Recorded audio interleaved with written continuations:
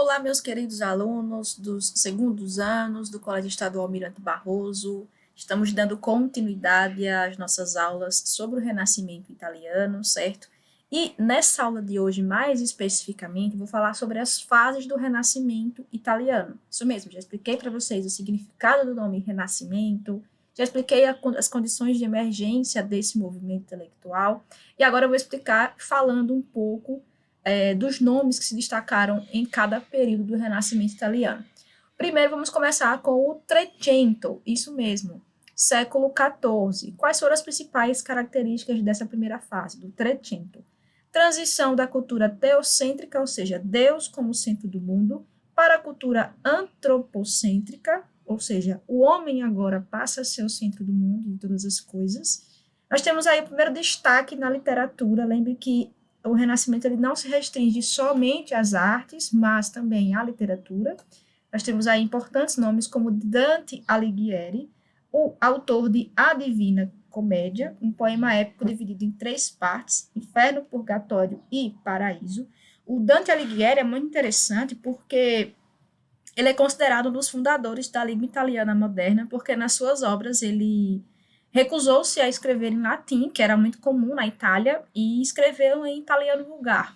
Então a gente sempre usa aquela expressão, né, Inferno de Dante, né? Mas o Dante ele escreveu essa obra Divina Comédia, que nada mais é do que uma viagem alegórica ao mundo dos mortos. Muito importante. Aí nós temos na sequência o Petrarca, vou até grifar aqui para vocês. O Petrarca, ele se destacou na literatura utilizando a língua toscana italiana. Ele era conterrâneo do Dante Alighieri, da mesma região da Toscana, e a sua principal obra, uma das principais, foi o Cancioneiro, certo? Então, ele era um intelectual, poeta e humanista italiano. Na sequência, nós temos aí o Giovanni Boccaccio, isso mesmo, outro expoente da literatura italiana renascentista. E o Boccaccio, ele escreveu, né, a obra conhecida como Decameron, ou Decamerão em português. Nada mais são do que contos satíricos que criticavam o ascetismo medieval. O que é isso? Essa recusa aos prazeres do mundo. Então, o Giovanni Boccaccio, em Decamerão, trata dessas aventuras humanas e casos do cotidiano. Então, essa obra se difundiu bastante. Nós temos agora na pintura, ou seja, na arte, as obras do Giotto de Bondone. Bondone, isso mesmo, italiano é meio complicado. E o Giotto, ele se caracteriza por trazer aos santos que retrata, observe aí um traço, né, de religiosidade. Lembre que eu falei que ela não some por causa da Idade Moderna, e a prova é que esses artistas pintavam santos, né? E o Giotto ele se destaca por representar o São Francisco de Assis, e ele traz esse aspecto humano aos santos que ele retrata, que como vocês podem ver, ó, aqui obras principais do Giotto, São Francisco pregando aos pássaros e o Lamento ante Cristo morto. Ele foi um dos nomes importantes da pintura gótica, introduziu a perspectiva na pintura da época, além desse caráter humanizado das suas pinturas dos santos. Essa cena aqui, gente, ó, do lamento ante Cristo morto, logo depois que ele é retirado da cruz, ela é excepcional. Por quê? Observe o sofrimento da família lutada, dos anjos no céu. Então, é uma cena muito forte dessa representação da morte de Jesus Cristo. Além, claro, de utilizar a técnica tridimensional. Então, isso é muito importante. É só você comparar as pinturas e afrescos medievais com as pinturas renascentistas e você já vai perceber essa mudança aí na técnica.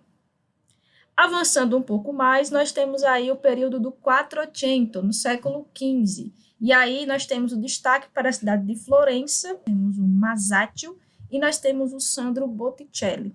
Nós temos aí o destaque da técnica da pintura a óleo e o Masaccio da geometria em perspectiva. Outras obras aí, não vou falar de todas, e o Sandro Botticelli, né, acreditava que a arte era uma expressão ao mesmo tempo espiritual, religiosa e simbólica. Sua busca pela beleza atingiu o ápice com essa obra aqui, pessoal. Vou dar até uma ênfase aqui, ó. O Nascimento de Vênus, obra que reúne elementos pagãos e cristãos ao mesmo tempo. Essa beleza estonteante da Vênus remete à sua pureza. Na sequência, nós temos aí as obras de Leonardo da Vinci, ou da Vinci, talvez um dos expoentes maiores dessa arte renascentista. E o Leonardo da Vinci, é interessante mencionar que ele tem uma ampla atuação, né? Ele tem um interesse muito diverso pelo homem renascentista, dedicou-se a vários ramos do conhecimento. Talvez as suas obras, ou duas de suas obras, como a Santa Ceia e a Gioconda, são as obras mais conhecidas da arte do Ocidente. Então, a Gioconda, Mona Lisa, toda enigmática aqui, vou dar uma ênfase nela para vocês observarem, né, com esse olhar todo enigmático. A Mona Lisa, ou a Gioconda, do Leonardo da Vinci, né, nela, ele usa um jogo de luz e sombra, vocês podem ver aqui, bem na obra. No primeiro plano, você percebe perfeitamente essa mulher e também você tem a sensação de uma profundidade dessa paisagem que tem atrás dela e estimula a imaginação do observador. Será que ela está sorrindo? Será que ela está séria? Alguns chegaram a cogitar de que seria uma representação feminina do próprio Leonardo da Vinci, né? Então, são muitas questões em torno dela.